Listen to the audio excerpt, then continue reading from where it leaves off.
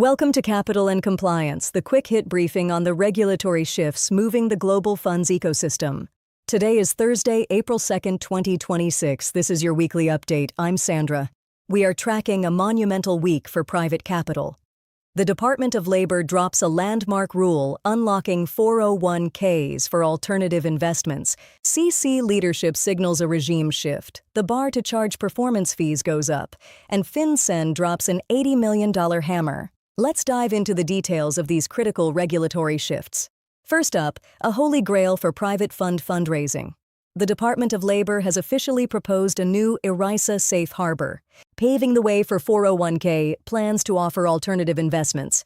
But what exactly does the proposal entail? The DOL is laying out a specific compliance roadmap.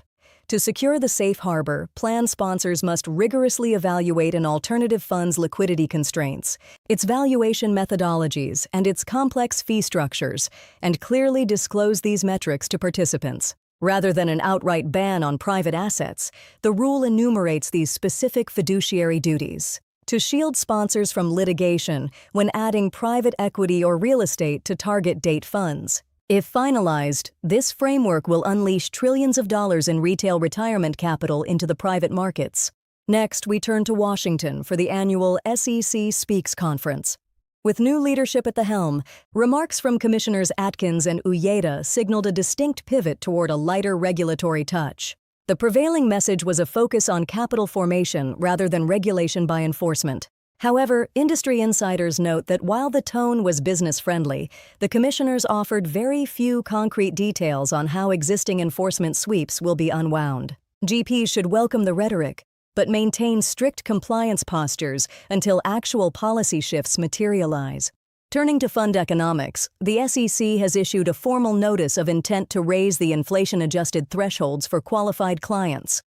Under the Advisors Act, managers generally cannot charge carried interest unless a client meets specific financial tests. The SEC intends to increase the assets under management test from $1.1 to $1.4 million and the net worth test from $2.2 to $2.7 million. To be clear, these changes are not yet effective. The agency has set an April 27th deadline for hearing requests. While there is no immediate action required today, fund managers should begin reviewing their subscription documents and onboarding workflows to prepare for these higher thresholds, which are expected to become final in mid-2026. Finally, a stark warning on financial crime compliance.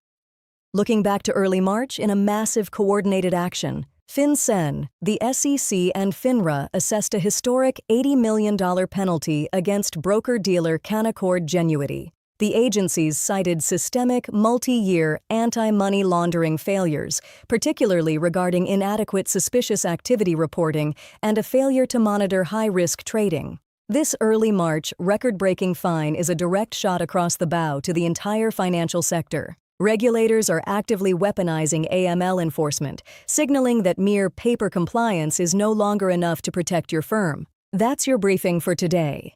As retail capital enters private markets and compliance costs soar, manual legal workflows simply cannot keep up. You need expert infrastructure. Please visit www.smartesq.ai to learn more. Thanks for tuning in to Capital and Compliance. We'll see you next week.